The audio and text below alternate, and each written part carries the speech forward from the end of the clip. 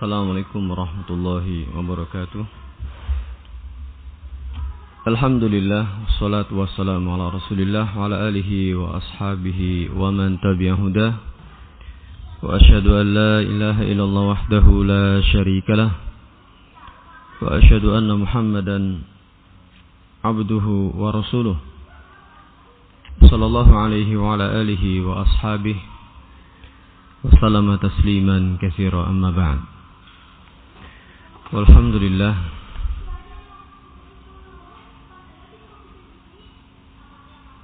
pada kesempatan yang berbahagia ini kita akan coba untuk membahas tentang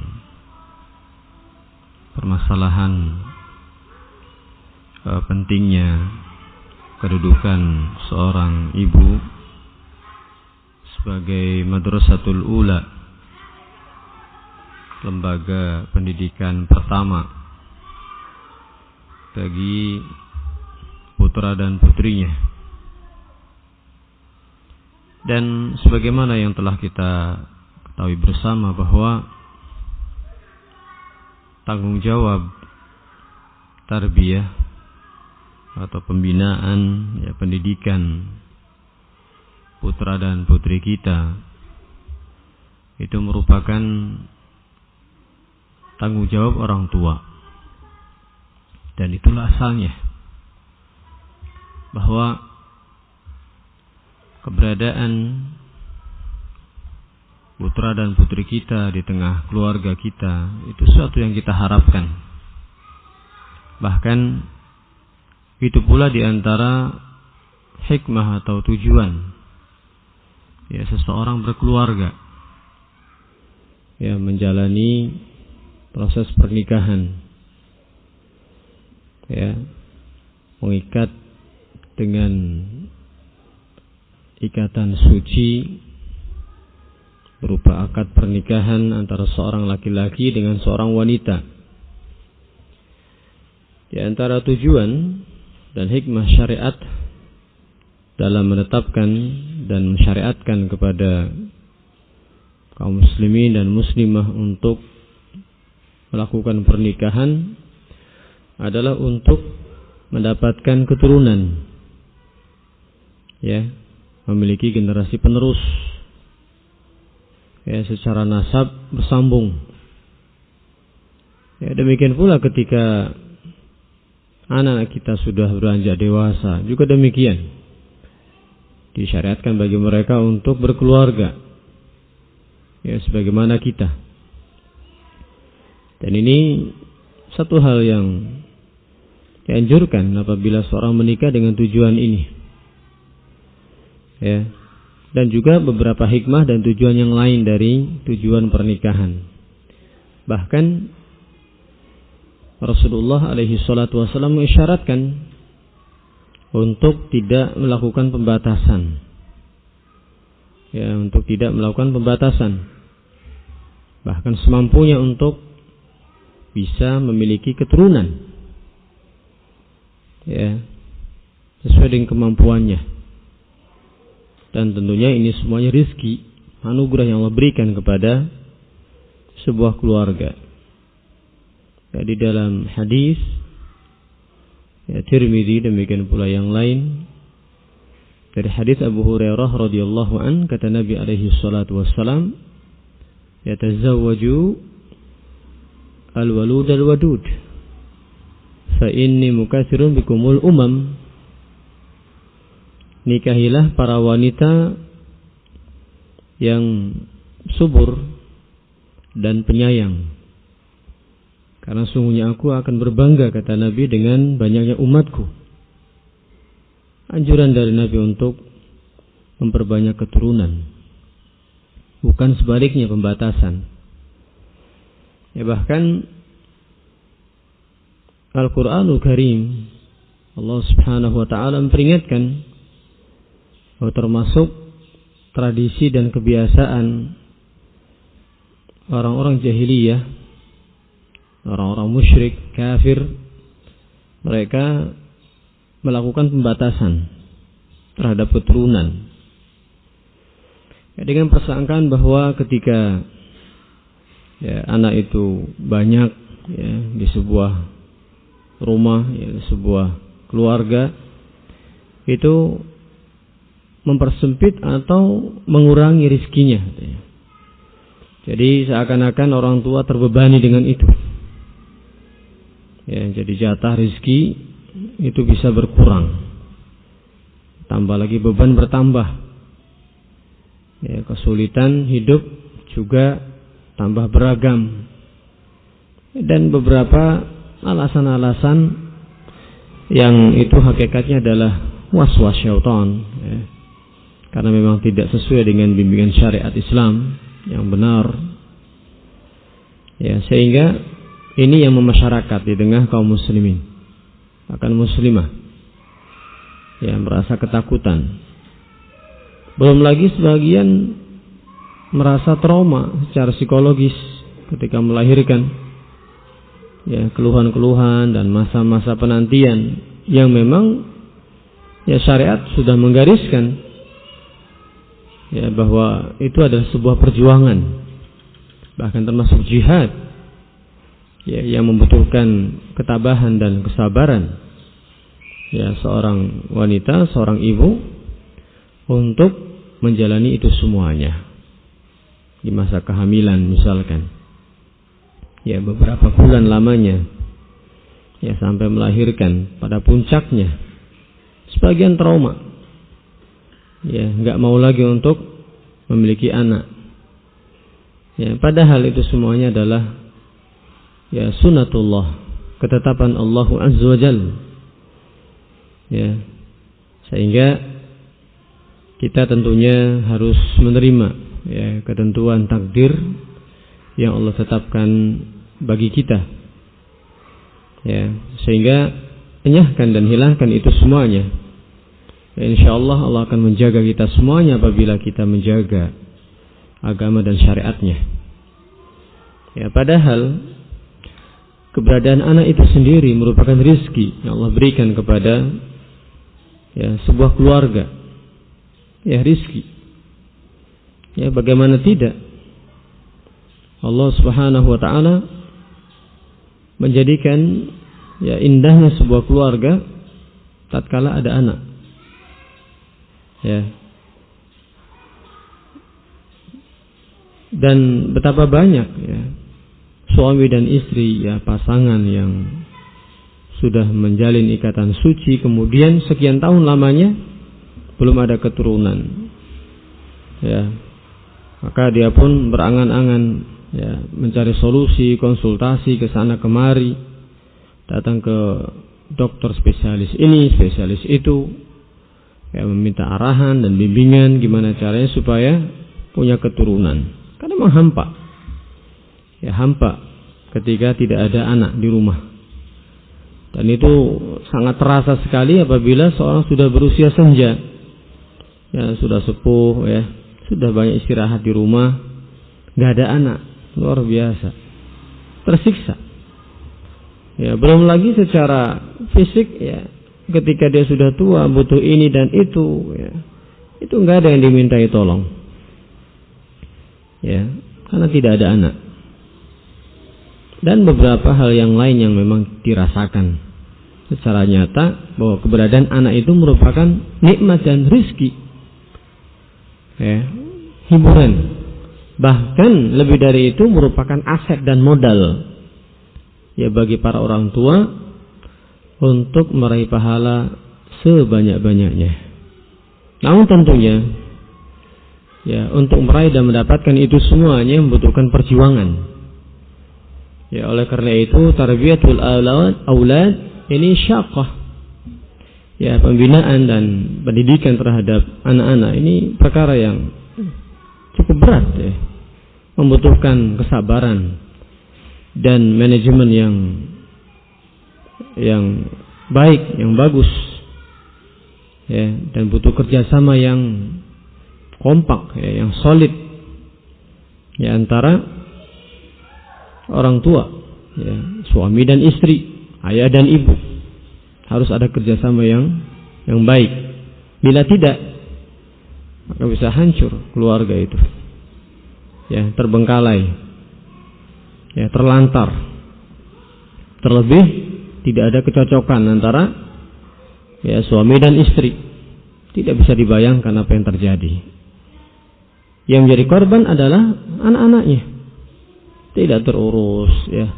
Jangankan pendidikannya, untuk fisiknya saja ya ini sebagian tidak terurus.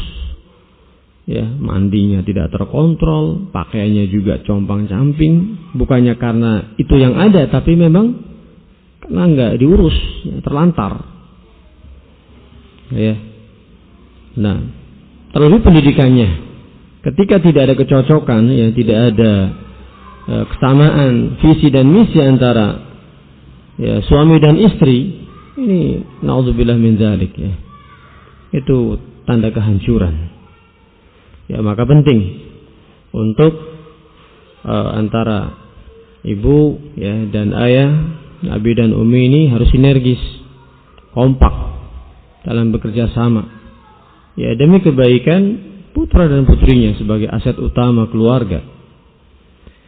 Dan tentunya di antara anak-anak itu sebagian yang memang dibutuhkan ya muamalah secara lembut. Ya, secara perlahan. Nah, ya ketika memberikan teguran dan nasihat ya tanpa perlu mengangkat suara.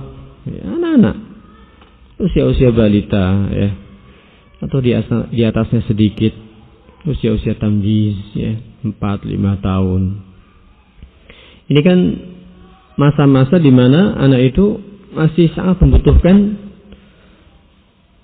kelembutan ya dan kasih sayang ya. Nah, tidak perlu ketika seorang itu pada usia-usia ini kemudian membentaknya ya, memarahinya, menghardiknya, apalagi ya mengata-ngatai dengan kalimat-kalimat yang kasar, apalagi yang kotor, naudzubillah ya, tidak sepatutnya ya. Dan di antara mereka anak-anak ada pula yang ketika hendak dididik ya atau diarahkan begitu, dinasihati, itu dibutuhkan adanya sedikit ketegasan ya. Tapi tentunya tidak melebihi urf ya, batas normal ya. Ini sewajarnya, sebatas angkat suara ya. Nah, tidak berlebihan. Ya, tidak sampai keluar umpatan ya, sekedar mengangkat suara ya, kadang anak-anak seperti itu. Nah, dan apabila berlebihannya tentunya juga ya tidak baik ya, karena itu apabila berkelanjutan seperti itu metodenya ya, cara memberikan arahan atau bimbingan atau nasihatnya keras terus, maka anak tersebut bisa resisten, artinya sudah kebal ya dengan adanya bentakan ya. Dan bisa jadi ketika dilembuti justru malah baik ya, ketika dikerasi justru malah penentangan yang muncul ya, penentangan ya, berontak ya, dan sikap-sikap yang kurang baik lainnya. Maka tentunya kita mohon kepada Allah Azza wa Jal ya Allah agar memberikan kepada kita ya rizki berupa pembinaan atau penjagaan yang baik terhadap ya keturunan kita. Nah, karena memang tanggung jawab yang terbesar yang memikul ya proses pendidikan ya anak-anak ini adalah di pundak-pundak orang tuanya. Ya, di pundak-pundak orang tuanya. Ya, maka penting untuk kita ingat selalu dengan firman Allah Subhanahu wa taala dalam surat At-Tahrim ayat ke-6, ya ayyuhalladzina amanu qu anfusakum wa ahlikum nara. Wahai orang-orang yang beriman, pelihara dan jagalah ya diri-diri kalian dan keluarga kalian dari api neraka. Ya, ini ayat utama ya dalam bab ini. Ya, sebagai referensi ya untuk kita mengingat besarnya tanggung jawab dalam membina dan mendidik putra dan putri kita.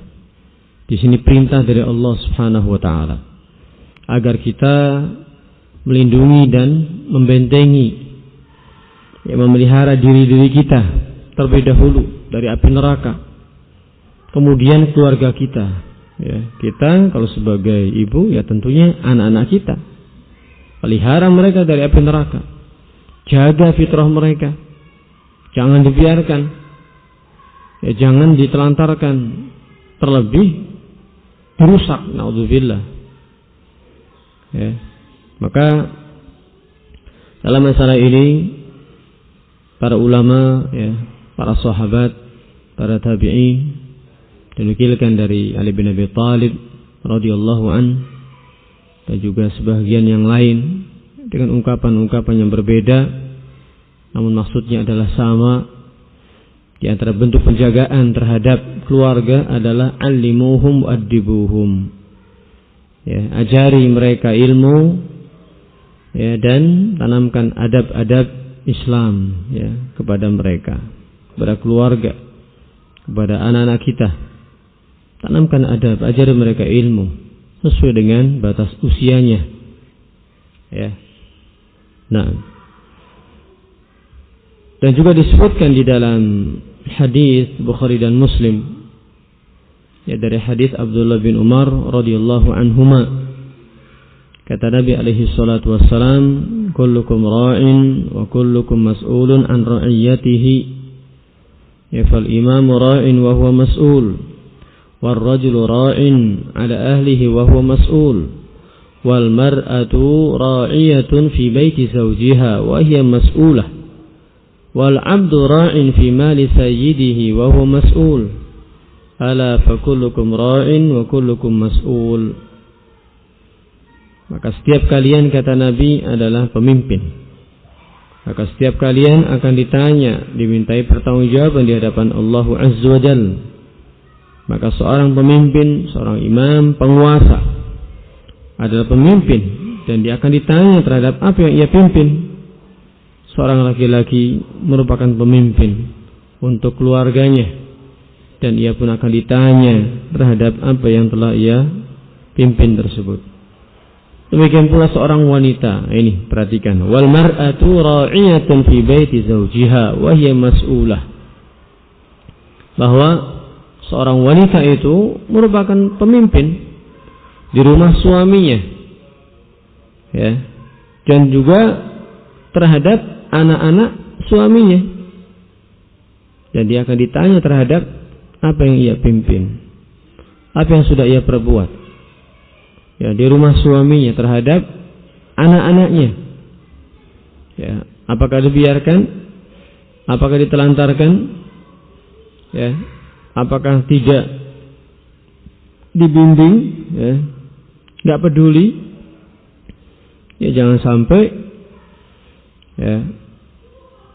ada seorang ibu yang tidak mau tanggung jawab. Mohon maaf, terlebih dalam kondisi sekarang, banyak media-media yang memungkinkan seorang itu untuk melakukan komunikasi jarak jauh. Mungkin tidak bertemu secara langsung, tapi di dunia maya bisa intens komunikasinya, pertemuannya, sehingga jangan sampai hal itu menyibukkan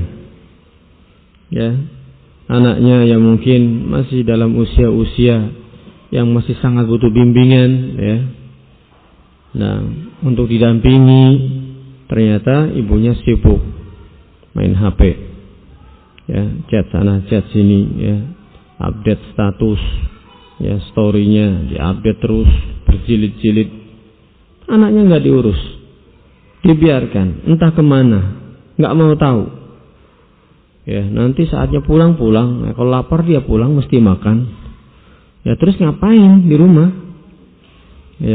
Ngurus rumah juga tidak, masak juga tidak. Yang disibukkan adalah update status, atau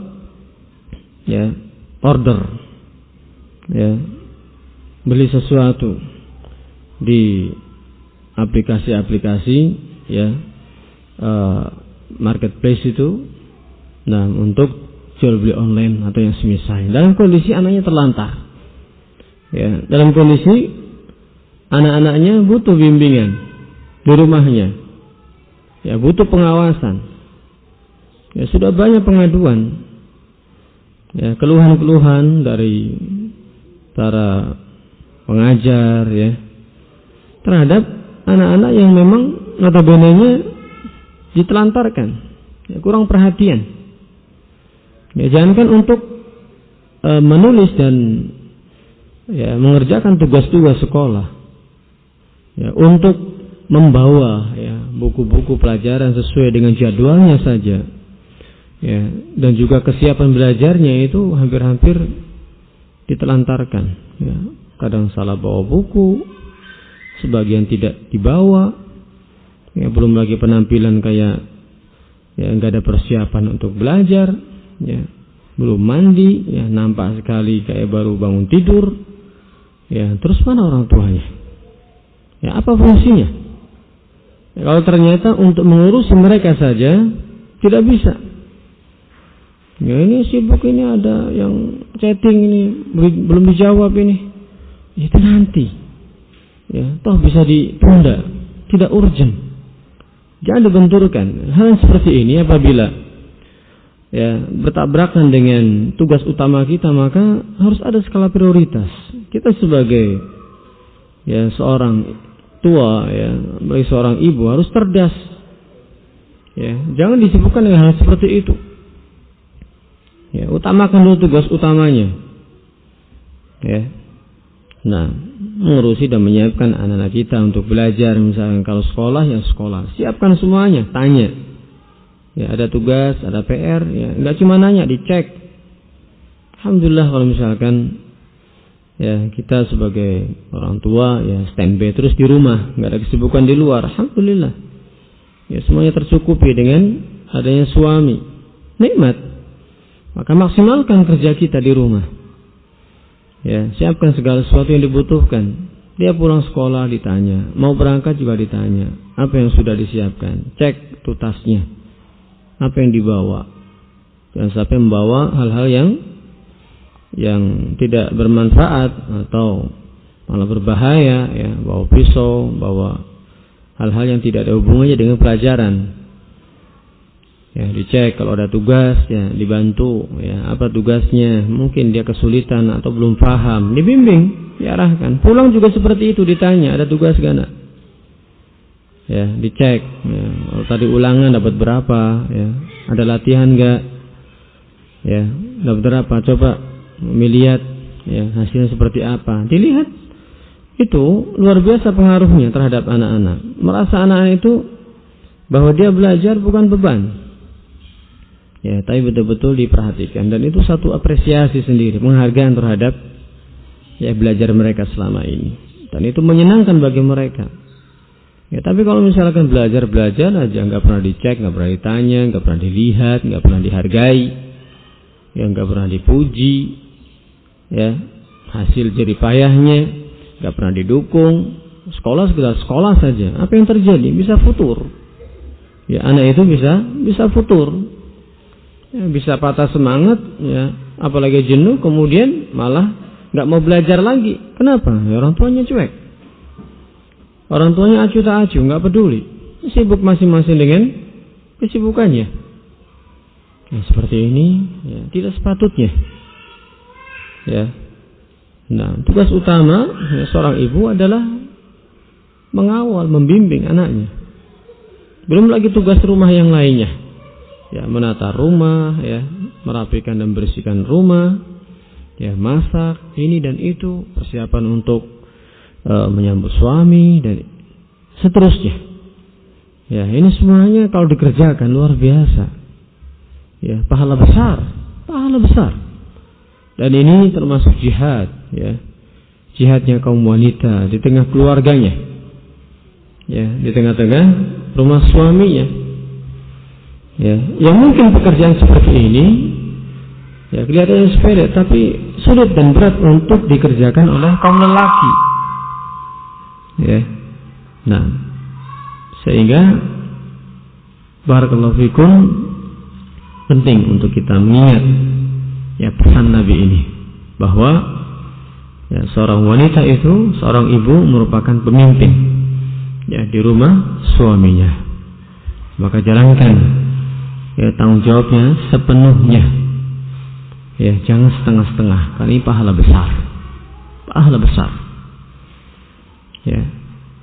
Nah, kemudian juga ya poin yang lainnya yang juga harus dicatat ya. Wala budda min ta'awunil abwain fi tarbiyati auladihima. Ya. Harus ada ta'awun, kerjasama yang baik antara suami dan istri dalam mendidik ya putra dan putrinya. Nah, walau ahmala wahidun minhuma ma alaihi minal mas'uliyati la baqiya janibuhu fihi naqsan illa ma sya'allah. Yang apabila salah satu pihak tadi ya mengabaikan tanggung jawabnya, maka tentunya akan terjadi ketimpangan.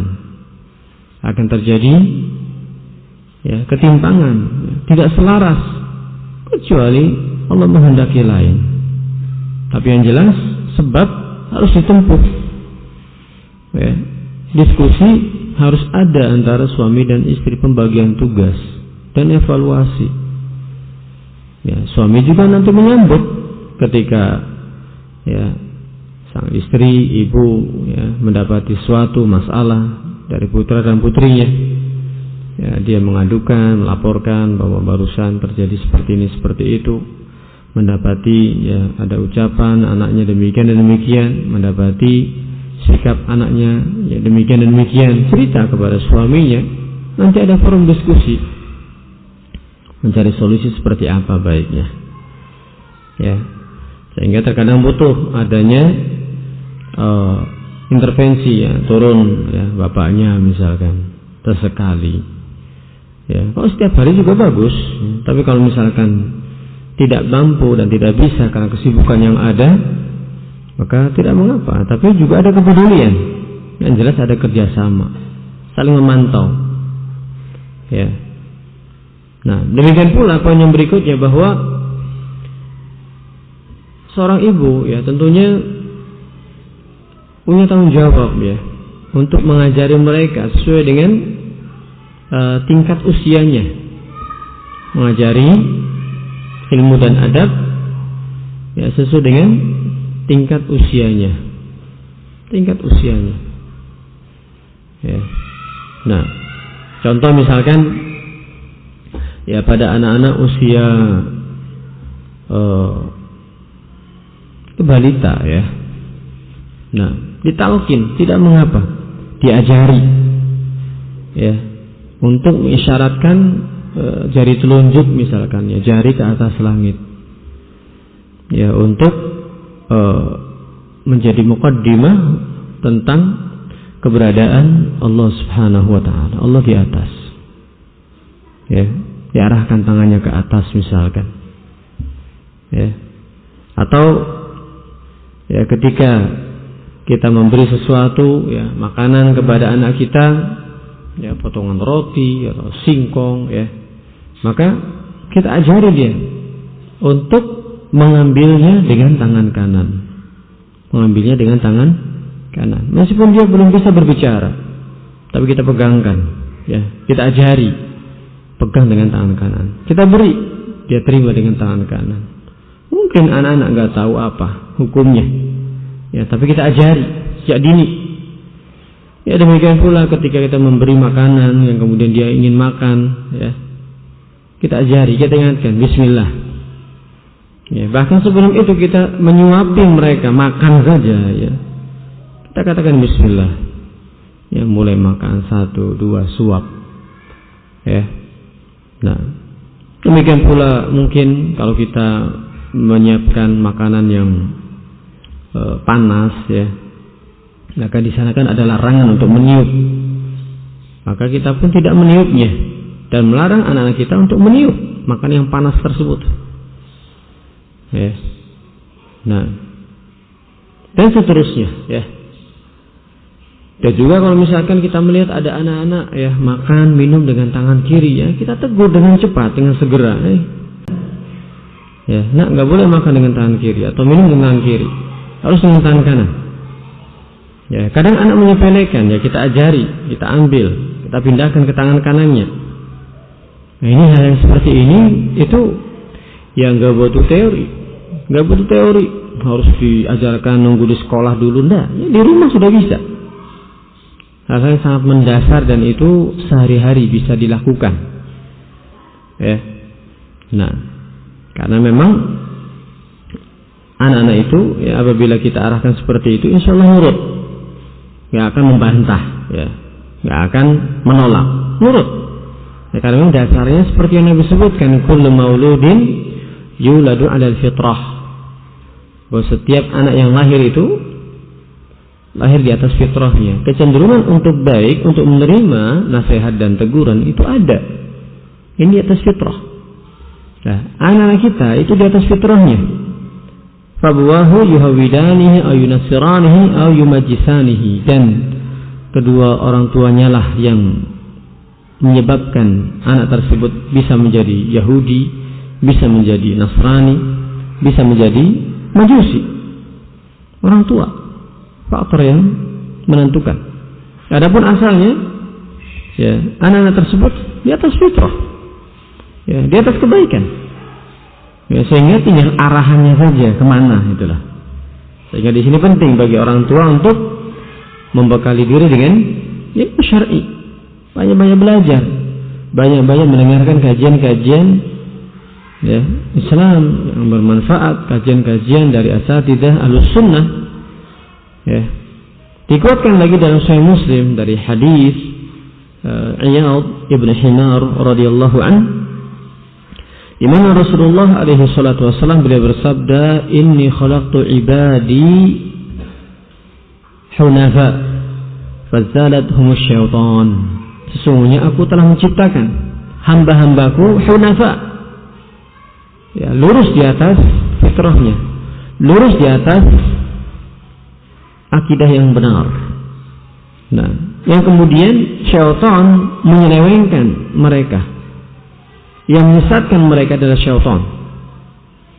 Jadi asalnya manusia itu Allah ciptakan di atas fitrah, di atas al-hanifiyah, kelurusan, ya kecenderungan untuk baik.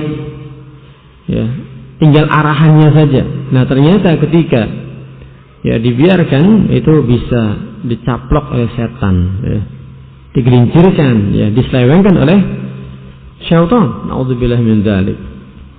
Maka di sini penting, ya, saat kita sudah memahami ini semuanya, maka di antara kunci kesuksesan, ya, agar proses tarbiyah tadi bisa berjalan lancar dan aman, maka hendaknya orang tua, ya, orang tua suami dan istri ini harus juga membekali dirinya dengan ilmu syar'i. Ya, harus rajin belajar, giat mengikuti ta'lim, ya, mendengarkan kajian Islam, kajian Ahlussunnah yang bermanfaat. Ya. Nah, butuh ya sebagai bekal untuk mendidik anak-anak kita. Nggak mungkin otodidak. Jangankan dalam perkara agama, dalam perkara dunia saja seorang otodidak, ya, belajar sendiri, ya, diamati sendiri, ya, kemudian praktek sendiri, itu lebih banyak merusak daripada memperbaiki. Ya, lebih banyak mudarat daripada manfaatnya. Dan itu sudah terbukti. Nggak bisa otodidak, harus ada bimbingan. Ya, dan kita dalam hal ini tidak boleh merasa cukup. Masa sudah ngerti semuanya kok ngapain belajar? Tidak bisa. Ya, Anda siapa? Ya, kita ini orang yang sudah terlanjur, ya, nah, menjadi korban, ya, lingkungan yang kurang baik, sehingga pengaruh-pengaruh yang kurang baik itu kadang lebih dominan. Ya, nah, sehingga jangan sampai anak kita juga ikut menjadi korban. Maka di sini penting untuk kita tawadhu, ya, rendah hati, bahwa memang kita ini harus banyak berbenah diri, memperbaiki, membekali diri kita dengan ilmu syar'i. Ilmu syar'i itu solusinya. Ya. Terlebih para ibu, ya, para ummahat harus rajin-rajin ta'lim. Ya, alhamdulillah ada media-media yang kita bisa mendengarkan kajian-kajian ilmu dari asatidzah Ahlussunnah dengan mudah. Ya, ada aplikasi radio, aplikasi apa lagi? Ya, channel-channel tadi itu, Telegram, ya. Ya, misalnya yang kita bisa mendengarkan kajian-kajian secara langsung live, ya, ataupun siaran tunda, ya, rekaman-rekaman, dan itu bermanfaat. Nah, itu diantara kegunaan kita memiliki media-media, ya, yang canggih itu, ya, HP ke komputer atau yang semisalnya. Untuk itu, untuk mendapatkan faedah ilmu, untuk bisa taklim, untuk bisa mendengarkan kajian, mendapatkan faedah, ya, bukan sekedar untuk berkomunikasi. Sebenarnya itu hal yang baik, ya, selama itu dalam kebaikan tentunya. Tapi lebih dari itu manfaatnya kurang, ya, kurang. Maka manfaatkan itu semuanya, media-media yang ada untuk kita mendapatkan ilmu. Dan targetnya tadi sebagai bekal kita adalah mendidik putra dan putri kita. Alhamdulillah kajian dari asatidzah banyak, bisa di download, bisa didengarkan, bisa disimak, ya, dalam sehari, ya, itu ada yang kita dengarkan. Walaupun tidak mampu yang durasi panjang, ya paling tidak beberapa menit lah, ya, setengah jam, seperempat jam, ya. Tapi ilmu yang didengarkan luar biasa pengaruhnya terhadap, ya, pendidikan anak-anak kita. Demikian pula ketika anak tersebut sudah mencapai usia 1,5 tahun misalkan, ya, maka kita ajari, ya, 1,5 tahun atau lebih, ya, bisa makan dengan tangan sendiri, kita ajari, ya, baca bismillah, nak baca bismillah, ya, makan dengan tangan kananmu, diajari, ya, meskipun anak-anak, ya, terkadang, ya, apa yang dia pegang, ya, itu yang masuk ke mulutnya. Kanan dan kirinya ada makanan yang masuk semuanya, ya kita larang. Tentunya dengan kelembutan, ya.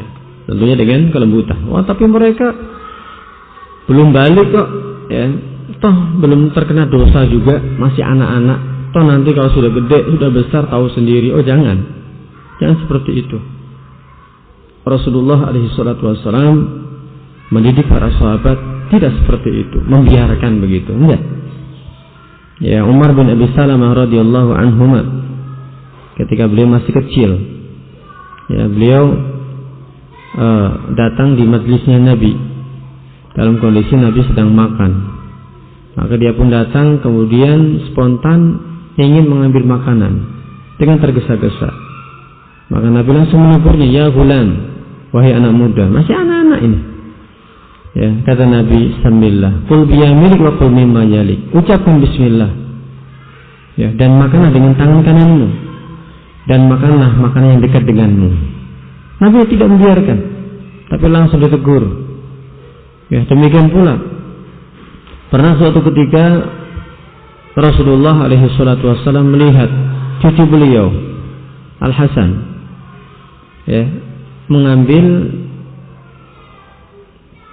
satu biji kurma, ya, di sebuah jalan, kemudian, ya, nemu begitu, kemudian dimakan.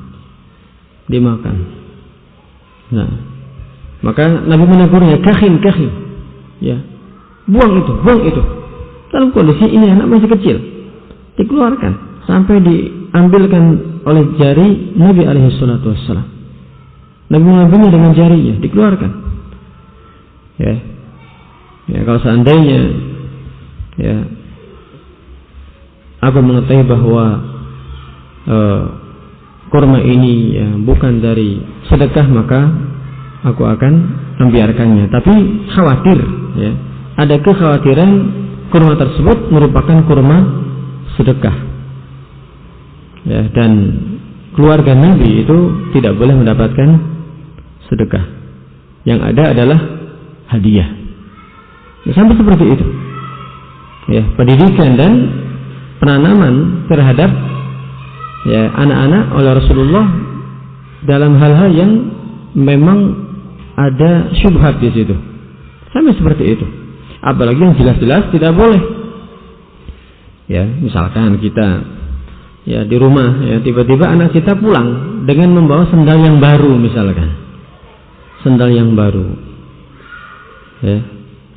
Tadi berangkat sendalnya warna hijau. Ya, pulang-pulang tiba-tiba ya, beda warnanya, warna kuning misalkan. Ya tentunya kita sebagai orang tua jangan husnudzon terus. Mungkin anak saya ya beli sendal yang baru ya atau dikasih sama orang. Jangan tanya dari mana nak sendalnya. Oh ini dikasih sama orang siapa? Kita nggak boleh langsung.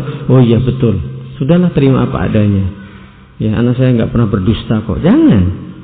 Ya tapi kita harus cross check apakah betul. Ya jangan sampai itu ada sendal temannya diambil. Ya, atau pulang sekolah ternyata di tasnya itu ada barang-barang yang kita tidak pernah membelikannya. Ya, kita tidak pernah menyediakannya. Entah pensilnya kemarin saya belikan cuma 1, kok sekarang ada 2. Penghapusnya kemarin itu sudah saya belikan tapi sudah sejak lama, tinggal setengah. Kok sekarang kayak baru ya? Ya. Baru ya, kayak baru beli ya, terus yang lama mana? Nah kita dalam hal ini harus tanggap ya, harus peka, tidak membiarkan ini dari mana nak ya, ditelusuri ya, jangan dibiarkan. Wah mungkin anak saya dapat dari ini dari itu, enggak, tanya ya. Nah demikian pula dalam hal-hal yang lain ya, dalam pergaulannya ya. Nah misalkan ternyata anak kita nangis ya, pulang sekolah nangis ya. Kemudian ditanya kenapa nak nangis. Wah ini habis kelahi sama si fulan ya, teman saya satu kelas ya. Jangan langsung dikata-katain, oh memang itu temanmu itu nakal itu ya, nanti kamu kalau dipukul lawan aja itu, pukul sekalian. Oh, jangan ya. Tapi kita dalam hal ini harus menengahi ya, tidak membela dia dan tidak juga langsung serta-merta menyalahkan temannya tersebut, tapi ditengahi, harus bijak. Nah kalau diganggu teman jangan membalas, tapi laporkan kepada ustadzmu, kepada pengajarmu ya, dan juga langsung kita arahkan. Nanti kalau kamu ya tersinggung atau apa, jangan zalim kamu, jangan suka mengganggu temanmu. Bisa jadi temanmu memukul kamu ya karena kamu yang memulai. Oh enggak, dia memulai itu ya. Jangan kamu mulai, jangan langsung kita bela. Ya memang itu temanmu itu suka usir kamu ya, kan anak yang baik ya. Nah anak umi, anak abi nggak pernah nakal, mereka itu yang nakal. Enggak, jangan langsung dibela di situ ya, tapi dibesarkan, tapi juga langsung diarahkan gitu loh. Langsung diarahkan ya, tidak boleh ini, tidak boleh itu, kemudian memberikan uzur kepada temannya tersebut ya, sehingga anak tadi juga ya tidak bisa ya langsung merasa ya tenang dan menang ya, karena bisa jadi kesalahan itu justru muncul dari anak kita itulah, dari anak kita ya. Maka barakallahu fikum dalam hal ini ya kita harus cermat ya, harus cermat, harus bijak ya, tidak serta-merta menerima berita-berita yang masuk dari anak-anak kita kemudian diterima mentah-mentah, apalagi langsung divonis, dihukumi yang lainnya salah, anak kita yang benar. Tidak, jangan sampai ada seperti itu. Itu termasuk kegagalan yang seperti itu. Berarti ini orang tua masih butuh belajar, bahkan mungkin butuh sekolah ya, mohon maaf. Kenapa? Karena sikapnya masih anak-anak, masih kekanak-kanakan. Namanya anak-anak itu biasa ya, bermain kemudian berselisih sampai akhirnya ya bersinggungan ya, bahkan ada yang semacam kelahi, tapi bagi mereka itu biasa. Bahkan sampai ada yang nangis-nangis, ya itu saat itu saja. Selebihnya ya biasa lagi, normal, nggak ada masalah. Ya kadang yang bikin masalah justru orang tuanya, nggak terima ini dan itu yang buat lama dan panjang masalahnya. Ya, tapi apakah harus dibiarkan? Ya bukan dibiarkan, tapi diarahkan, dinasihati. Ya. Nah, jangan dibela mentang-mentang itu anak kita kemudian serta-merta menyalahkan yang lainnya, jangan, tidak boleh. Ya, tapi kita harus mengarahkannya, ya, membimbing, ya. Kemudian juga memberikan uzur, latihan bagi anak kita memberikan uzur dan juga latihan untuk memberikan maaf kepada temannya tersebut. Baik, itu mungkin yang bisa kami sampaikan. Semoga bermanfaat dan insyaallah nanti dilanjutkan pada kajian mendatang billahi subhanahu wa ta'ala. Walhamdulillahirabbil alamin. Wassalamualaikum warahmatullahi wabarakatuh.